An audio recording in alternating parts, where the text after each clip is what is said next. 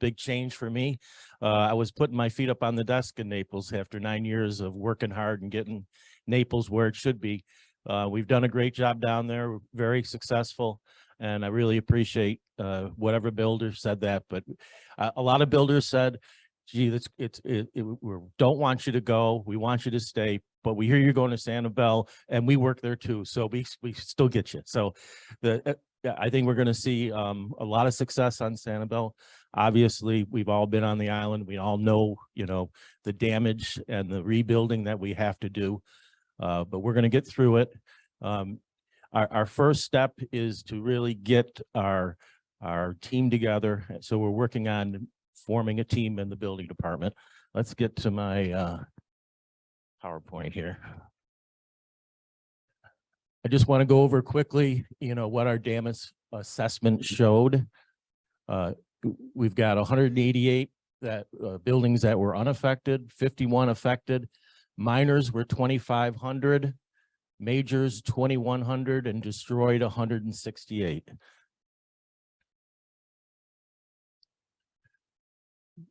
For rebuilding, we've got quite a few permits in. We've got 22 demolitions, 224 electrical, 99 building repairs. That's your building alterations. That includes electrical and mechanical. And then we have 181 mechanical, 23 plumbing, and 221 roofs. So we are working with the contractors. Contractors are getting the work done. They're getting their permits in. Let's talk about how we do a 1 and 2 family repair permit. So the first step is you want to go to the Lee County appraiser, and I don't know if everybody's seen Matt Caldwell. There's a tax value letter that you can go on the website, click that, it downloads, it gives you your building value, and you can submit that with your permit. The other alternative is to do a private appraisal. So if your building value is not high enough for you to do repairs because of the 50% rule, and we'll get to that, you can do a private appraisal, and that usually adds quite a bit. I'm seeing 100,000 or so on a $400,000 house. So you get another $50,000 that way. You need an elevation certificate. So our maps just came into effect, the new maps on November 16th. So the flood zones have changed. And what I'm seeing in permitting is I'm seeing a lot of old elevation certificates from 2005, 2008. So the homeowners never updated them in 2012 when the new maps came out, the old new maps. So now we have a lot of elevation certificates that are out of date. You really want to update your elevation certificates. That way you'll know that whether the 50% rule applies or not. So someone might have been in an AE 11 flood zone, and now they've been moved to an AE 10 in the new map. So your flood zone has dropped a foot. So when you were maybe not compliant before, that 1 foot might bring you into compliance. So you really want to update those elevation certificates. If your current elevation certificate is newer than 2012, we can use those. But if you're older than 2012, it's a different measurement. It's NGVD, it's not NAVD. So you really need to get those updated. Now, when you close on a house, obviously the homeowner gets a new certificate. So that's a good way to get your certificates from your owners, is go back to the closing documents. So once you have that, you want to fill out the forms for if you're below flood in your zone, if the 50% rule applies. If you're above flood, it doesn't apply. So you can do as much repairs as you want to. But if you're below flood, your next step is to get repair cost estimates. Now you can either do them through a contractor, or you can do them as the owner. You can fill out the forms and provide a reasonable estimate. Typically, what I've seen with owners is contractors are driving around and they knock on their door and they give them a quick estimate. So the owners can get an idea of what it would cost that way. There's also square foot. You can go by the square footage, do a reasonable square foot price, but you need to break it down on our forms that are on our website. Once that's submitted, you submit your permit documents and you submit for your permit. We'll review it for substantial damage. Now, substantial damage or substantial improvement, that's that definition of the 50% rule. So if you have to do more than 50% the value of the structure, it's just the structure, not the pool, not the pool cage, not the land, just the structure. Then if you're over 50%, you're substantially damaged. And what that means is you have to raise that structure to current floodplain regulations. And I know you'll have a lot of questions on this, so we'll just keep moving on. For multifamily repairs, commercial repairs, the same rules apply, but step one is a little different. You can't go to the Lee County appraisers and get a quick building value. I know that last time I talked to Matt Caldwell, he was going to try to get the small condos, the 4 or 8 unit condos on at the, you know, a building value letter for those on his website. I haven't seen that yet, but he said he was working on that. So you'll have to get a private appraisal. So the first thing, if you're in a condo, you can't come in and permit your single unit.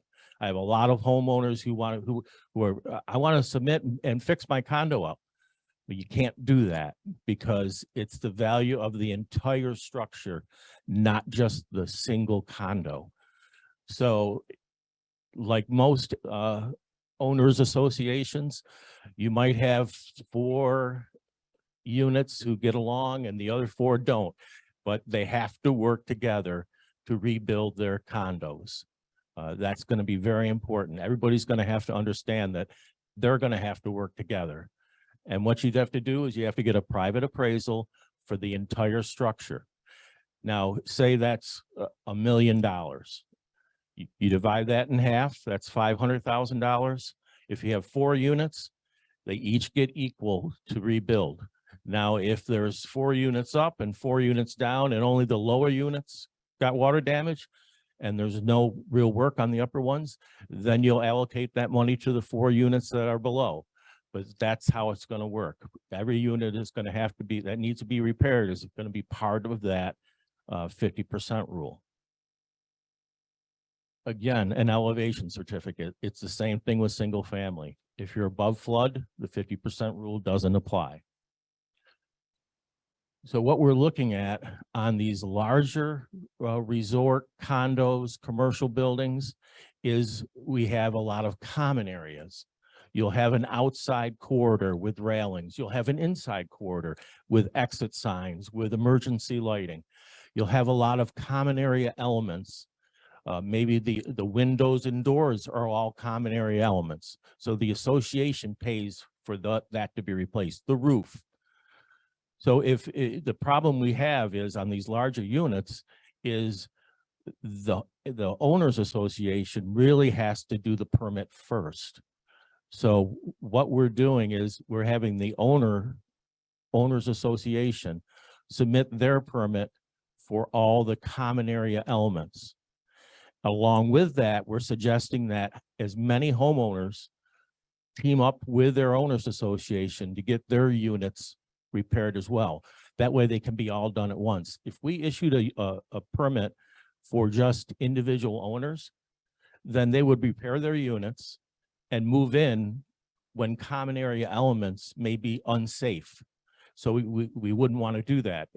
If you have sprinklers and they're not repaired, or emergency lighting or railings or any common area elements that are life safety, that has to be done first before we can start letting owners move back in.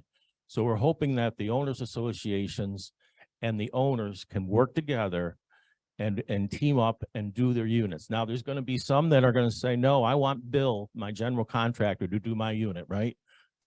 But they're going to have to wait then until that initial permit is closed out. Because at one contractor, you can't have multiple contractors on a site. It's an insurance nightmare. So we're hoping that The owners understand the process, and we're going to have a Zoom meeting with a lot of owners associations tomorrow to kind of lay out this plan.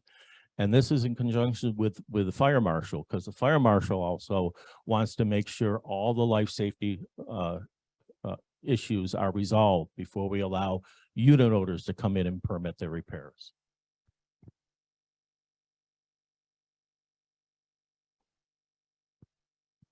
So what are our principles that I brought from Naples? So we have 3 principles that we run our department on.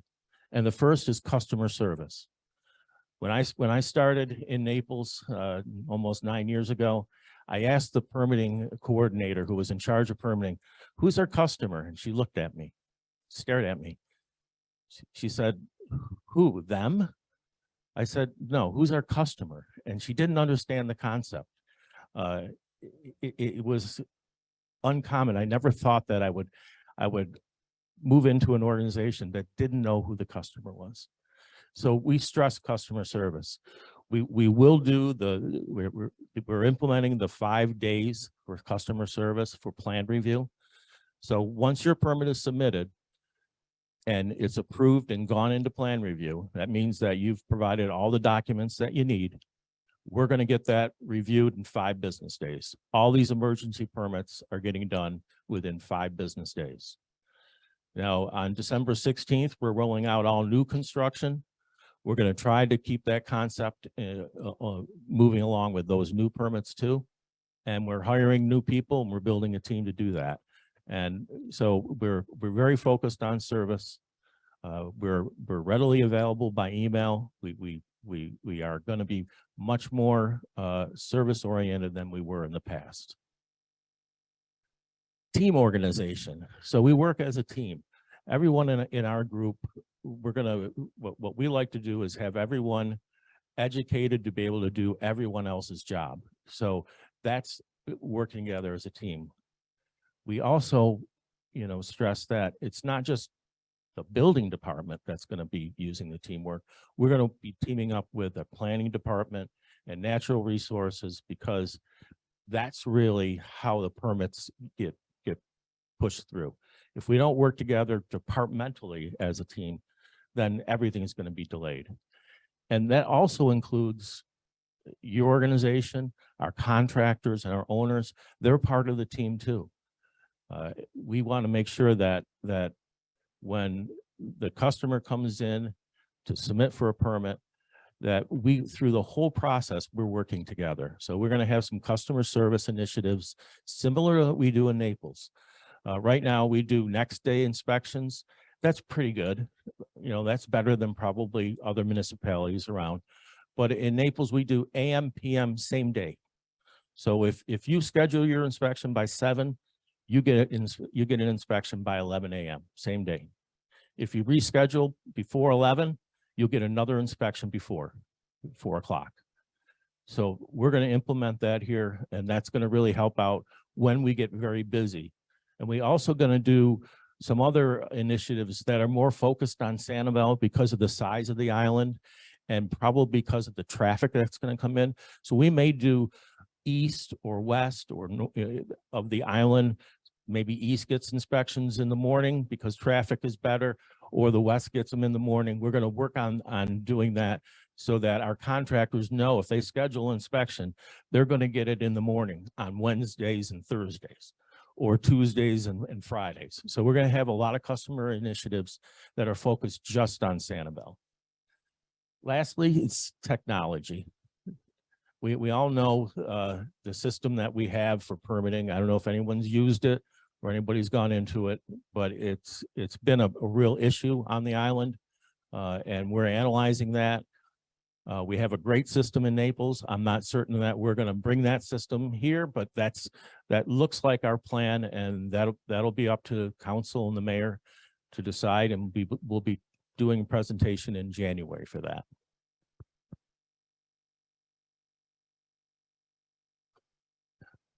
Lastly, I talked about teamwork, and I had a National Guards person working for me in Naples back maybe about 6 years ago. And every 5 years, they put a name in the hat a National Guardsman to go on a refueling tanker plane to refill fuel F-16s.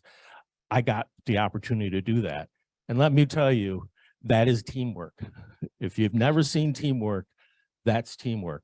When there's 3 F-16s sitting right next to you and you're crawled out in the back of that plane taking that picture, that's teamwork, because that first plane goes up and attaches to there, and then they all go right after each other, and it's seamless, and it's really amazing. And that's just something that I never thought I could ever be part of when I came to be a building official, but I got flying like an Air Force. And that's all I got today. I know you have a lot of questions. So I don't know how we're going to do questions, but. Well, Frank, go around the room, but will you repeat the question in the microphone for those people on there? Okay. So who wants to start? Kathy?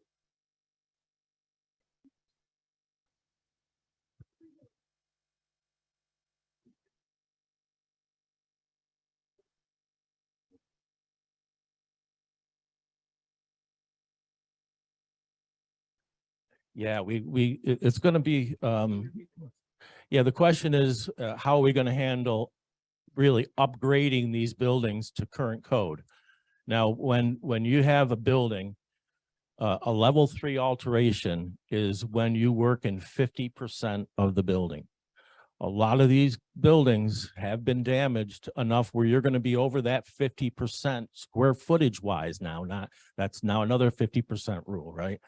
Just what we need. So the fire marshal and I had a meeting on Monday, and if you are working in over 50% of the building, then your fire alarm and your fire sprinklers will either have to be upgraded or you'll have to install new. So that will add to the cost for these condos to repair and rebuild. So it will be most likely a requirement. Now that depends on the building, its construction classification. Not every building is going to need a sprinkler system. Just it's part of the code review.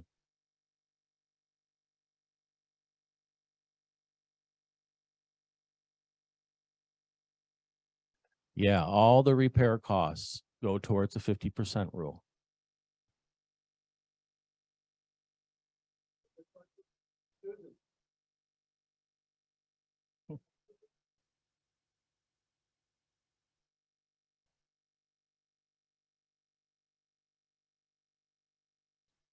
The question is, has any substantial damage determinations been made on any of the condos? And no, everyone that we've spoken to are going through the process. They're getting their private appraisal first.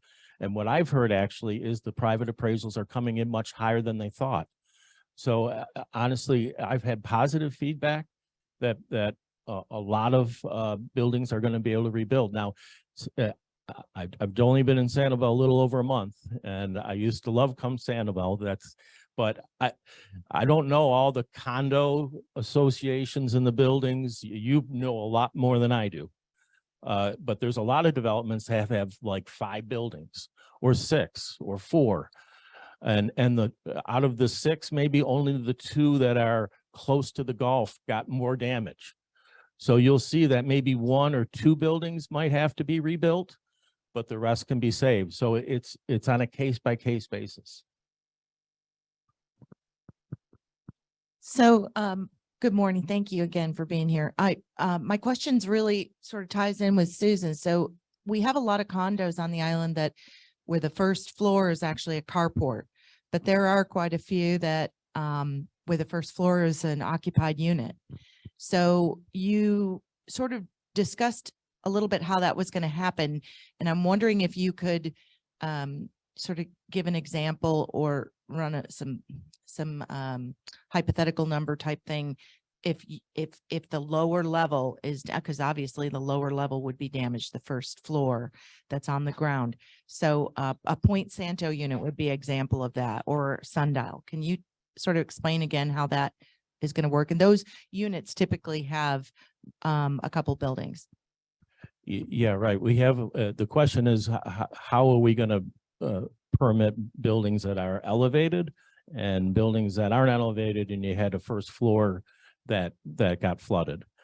The difference between Naples and Sanibel for this storm is in Naples, we got water.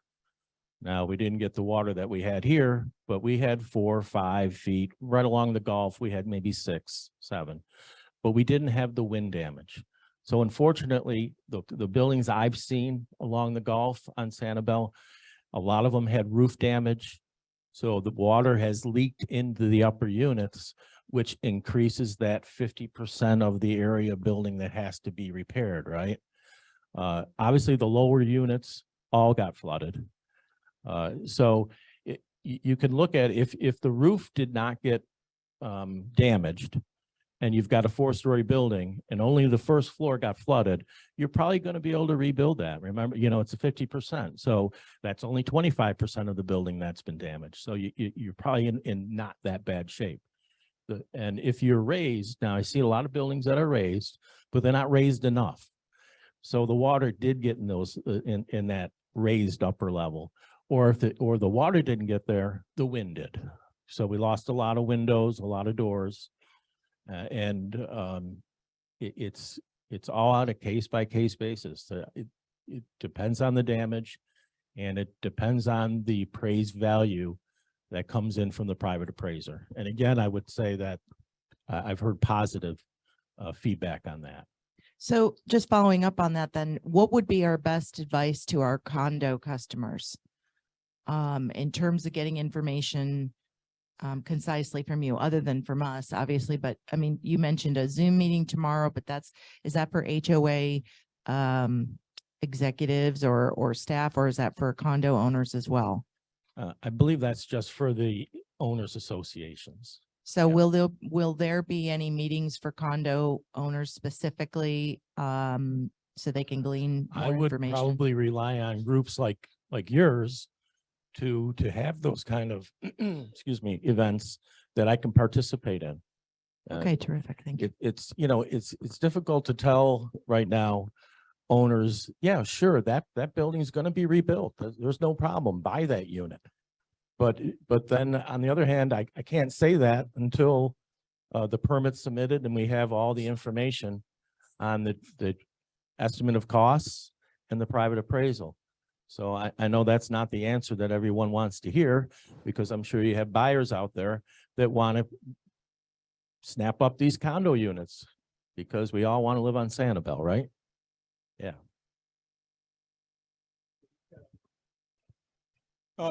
Thank you for coming. You sound like you're going to be a real asset to our community. My question is, does a commercial building differ in having to be elevated than a residential home? No, it's a little bit different. You can elevate your commercial buildings, but for a commercial, now I'm not talking multifamily or apartments, I'm talking commercial. You don't have to elevate. You can put flood panels up. So in Naples, we have a lot of commercial buildings with flood panels. I don't know how many buildings had them in Sanibel, because everything got, flood panel is good to the base flood elevation +1. So if you have a building where you need a 5-foot flood panel installed, but this storm was the 500-year storm, right? So you had 7 or 8 foot of water. So the flood panels in this storm didn't help. But normally what we're going to see a lot of on the commercial buildings is having flood panels installed.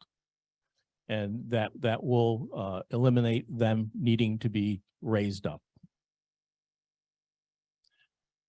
Yeah, it's a metal panel. Like if you walk into, say, like the Walmart down here, you'll see that there's screws on the ground, sort of like your shutters, at your house around your windows. You've got those, you pull them out. There's a flood panel that stands in front of the door into the building or window.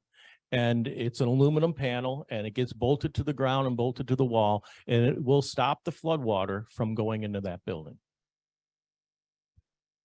So I want to understand on the condos, if you have a ground floor unit and you lost the roof as well, you'd add the total of all the damage to come up with whether it would be 50% rather that building could be rebuilt? Yeah, that's correct. The question is do we add up all the work in the building? And it's all the work in the building to bring it to pre-storm condition, plus whatever upgrades that the building code requires, which might be fire alarm or sprinklers. Craig, in a case, like with Kathy's question, in a case where you have multiple buildings on the property, is it like what she's asking, is it for that building or is it for all the buildings in that, in that complex? Yeah, I'm sorry. It's each individual building, not all of them together. So like I said, you might have 3 buildings that can be rebuilt. The 4th can't. Now, there is I don't want to speak for the new planning director, but there is a planning ordinance for build back. So say your building is substantially damaged and you need to build it back. It's 3 stories high. You can elevate that, build new, take that 3-story building, elevate it above flood if you in the same footprint and rebuild it back. So there is a rebuild back ordinance in our planning ordinance. And you may want to have the planning director come and speak to your group and speak to how buildings are going to be built back under that ordinance.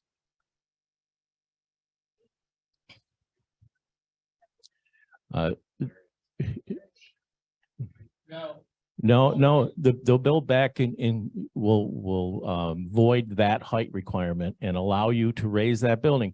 But if you have 12 foot from floor to floor and then 12 foot for the next floor, the new build back has to keep that.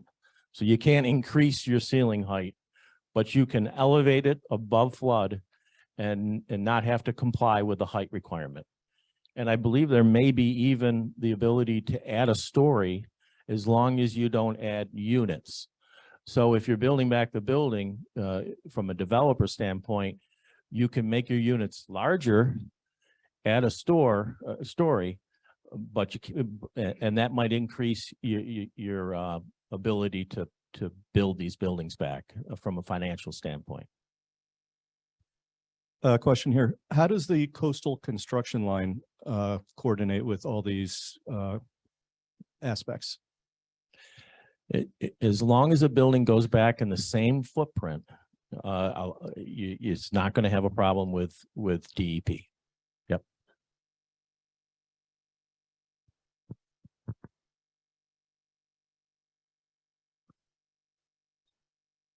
Do you know any contractors that need work right now? Are there any realtors that need work? Craig, could you go over the list of items that do not require a permit before getting back on it? If your house was damaged, you need a permit for everything, okay? Because you have to comply with the 50% rule. Normally, carpeting doesn't need a permit, painting doesn't need a permit, floor finishes doesn't need a permit, changing your countertop doesn't need a permit.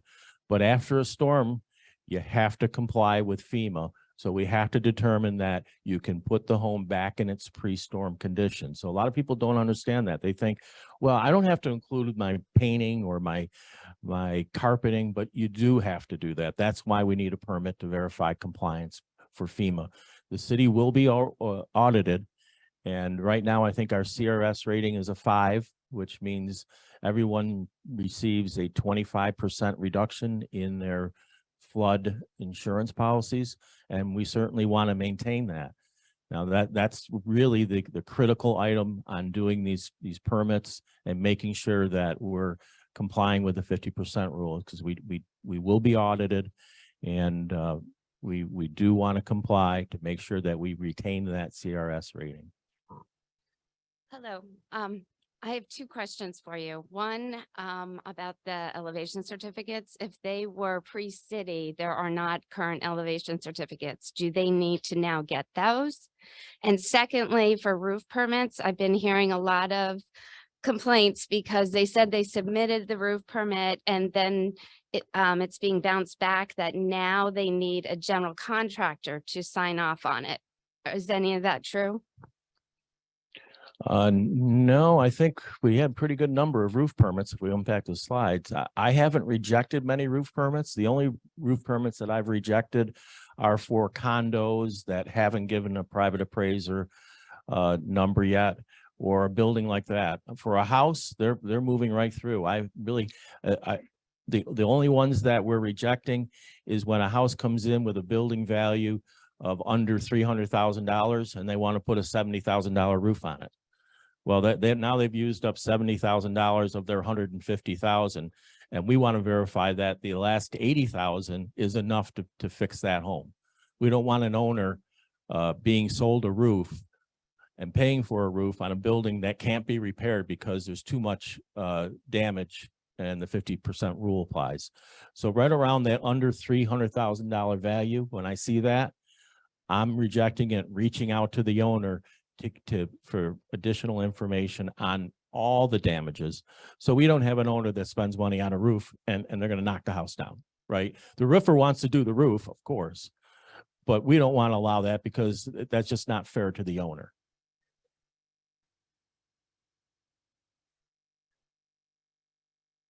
They don't necessarily need a general contractor. They can do the estimates themselves. Well, we can't control what the roofers tell people, but I would tell the owners or anyone who has that issue is to email me directly so that we can set up a meeting to determine exactly how much damage is there. We're not requiring elevation certificates. It's not really a requirement. It's only for the value of the owner. If the owner has a building that, like I said, is now in compliance because of the flood map changes or is above flood, then they don't have to comply with a 50% rule. So it's always, you want to submit an elevation certificate if you're above flood, because then 50% rule doesn't apply. So that's when the elevation certificate is important. And now with the new flood maps, a lot of people don't know if they comply or not. So it's good to submit it, because then I can check and see if you're in compliance when I do the permit review. Owners may not know. Same with the contractors. So that.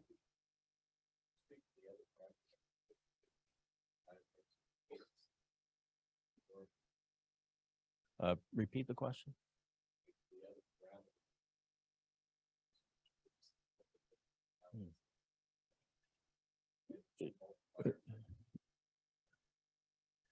Yeah, I know it. I think in Cape Coral, they had a 5-year cumulative, and I think that went away. Sanibel does not have a cumulative, so work done previously does not apply.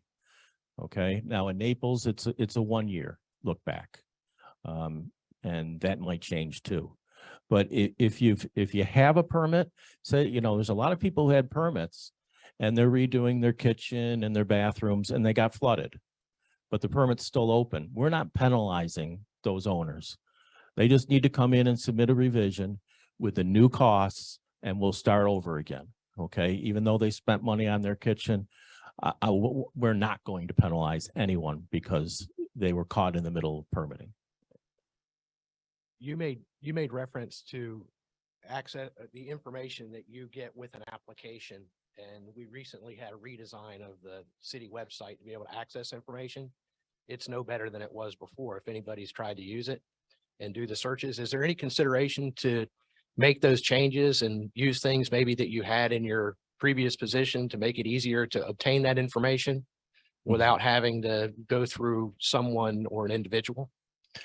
Yeah, there's a lot of issues with our system, a lot of issue with the policies that were in place before I got here. That's going to take time. I mean, I started on November 7th and my city manager said, we're accepting permits on November 7th. Okay, well, I was doing work before I started here, but there was only so much time to get prepared, but we were prepared enough to at least get the ability for people to submit their permits. So we are going to look at all processes. We're looking at all policies. We're going to streamline the permitting system. We're going to bring in a better system, or at least upgrade the one we have. So we are looking at that. It's not going to happen overnight. I believe that even now, if we selected to bring in the Naples system, it's going to take a year to implement. It's just everyone is so busy. You're just not going to get a permitting company to come in and set up a system in anything less than probably a year to implement from start to finish. So yeah, it's going to take a year. We're probably looking at January 1st of next year to be up and running the way we really want to be. So expect some glitches along the way, but we're going to do our best to keep this system up and running until we can make some changes that we want to make. Now, remember, we probably had some single family homes that knew that were going to be built. So they're probably far along in the design process. But anybody who's starting a design process right now, you're going to be out a year to get your engineers and your architects and your contractors lined up. So we see that our big permitting push is going to start right about after January 1st next year. We don't see a lot going to happen between now and then, because architects and engineers are just as busy as everyone else. So I know the architects that I talk to, they're a year out if someone comes to them for a house right now. So we're looking in that 12-month time frame to have time to do what changes we need, so we can be ready for that big push that's going to happen in about a year.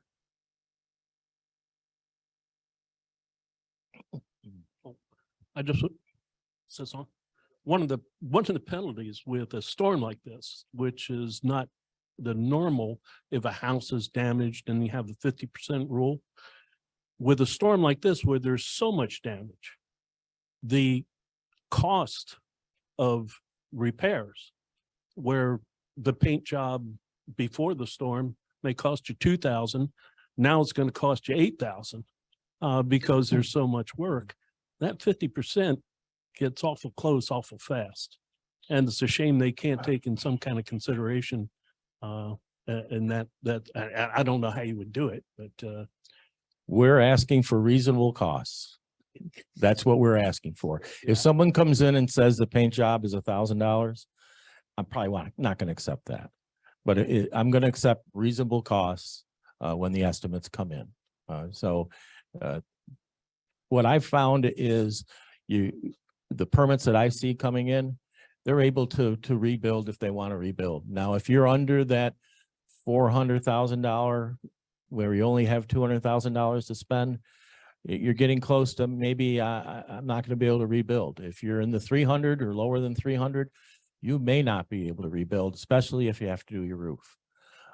So I think what we're seeing is from a permitting standpoint is we're going to see 30% are going to build back. They're going to make that investment. They're going to put their money into their house, even though next year it might flood again. Now you got repetitive loss and your flood insurance just doubled and you got to put the $200,000 back in your house. But there's some people who are going to do that. And you understand that. You're realtors. You have all types of buyers who I'm going to stay on Sanibel, whatever it takes. And the house is going to go to the kids, right? It's the same thing in Naples. I'm going to stay here in Old Naples and I'm going to spend whatever it takes to spend. And I don't care if it gets flooded again because my kids are going to take the house and I'm not going anywhere else. So you have those. Then you have 30% who understand this is just a bad investment. I'm not going to invest in a home that's going to get flooded again, and it will get flooded again. So they're going to build up. And then you've got 40, you've got the last 40%. 20% are going to do it without a permit.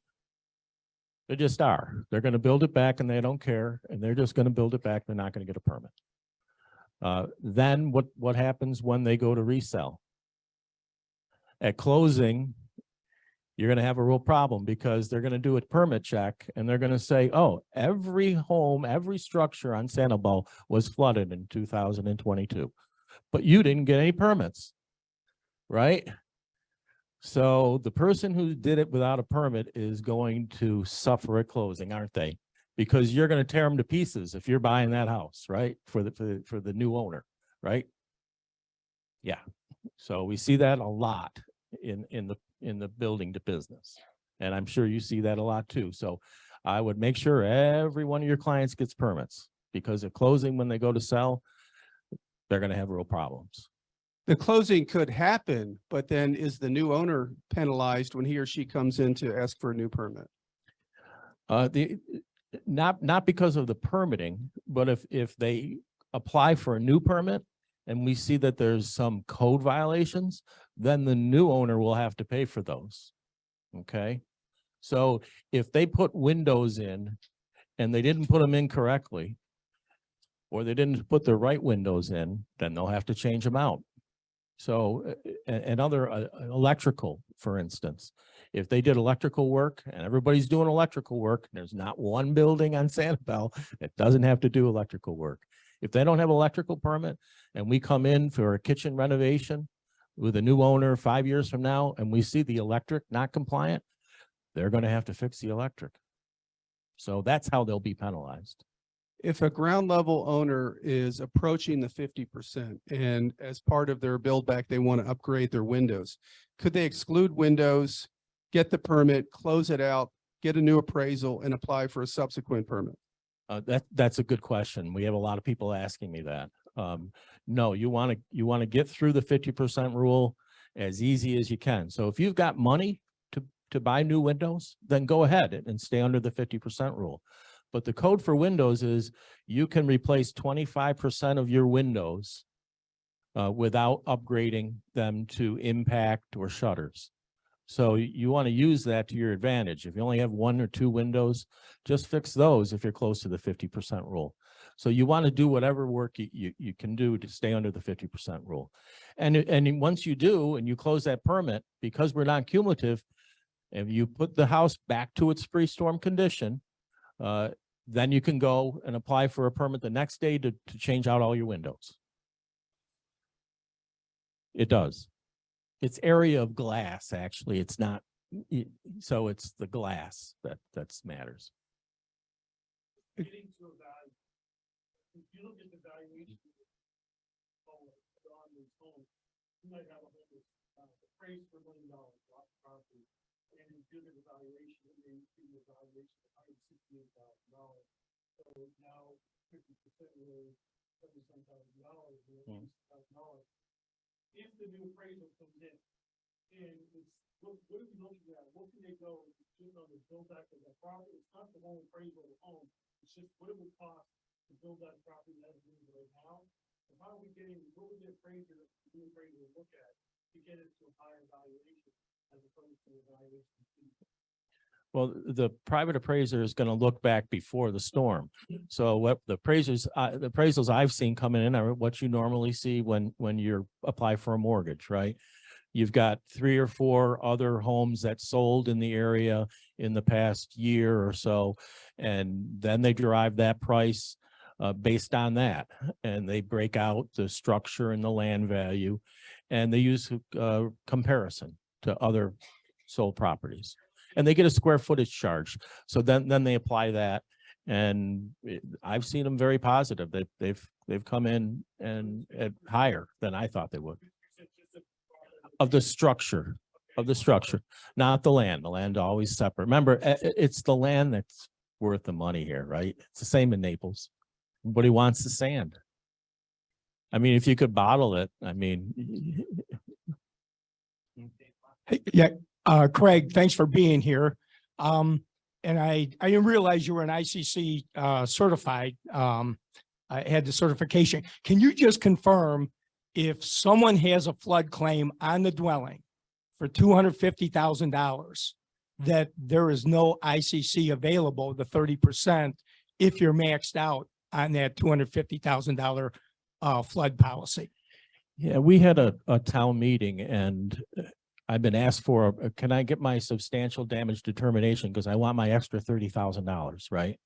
So I've issued some of them, but FEMA was very clear at that town meeting, I think it was last Thursday, right, that if your flood policy is $250,000, if you get $220,000, then you can get the extra 30 if you knock it down and raise it. But if you've gotten $240,000, you're only going to get $10,000. If you got 250, if you maxed out, you're not getting that extra $30,000. And I don't think a lot of people knew that. I didn't know that until the FEMA representatives told us that. And I just wanted to confirm that because I'm getting flood claims where they want to get the $30,000, and I think I said 30% by mistake. And the claim has already been maxed out, Yeah. and I don't want them to go through the process of doing that. So I just want to clarify that to the audience here. Yeah, that's one Oh. reason why we simplified the process. I don't know what other municipalities are doing, but I know I talked to other building officials. We're a very close group, but we haven't talked about this again since the first time. We said we're all going to wait for a permit to come in and make the owner submit a permit, and then we'll analyze the 50% rule. But I found that, you know, owners can't find contractors to help them permit. They don't know how to do an owner builder permit. So what I've developed is a form for substantial damage. So they just send me their building value letter, their insurance adjuster's estimate of the costs. And if it's over the 50%, I give them a form, they sign it, notarize it, I sign it, and that's the process. It's simple to get that substantial damage determination. Thank you. And then just one more comment. A few years back, several years back, I served I was the token non-builder on the board of directors of the Collier Building Industry Association. So I didn't attend the builders roundtables, and I really didn't get to know Craig, but everything I heard is, you know, the technology and be patient, because he had it going on in Naples.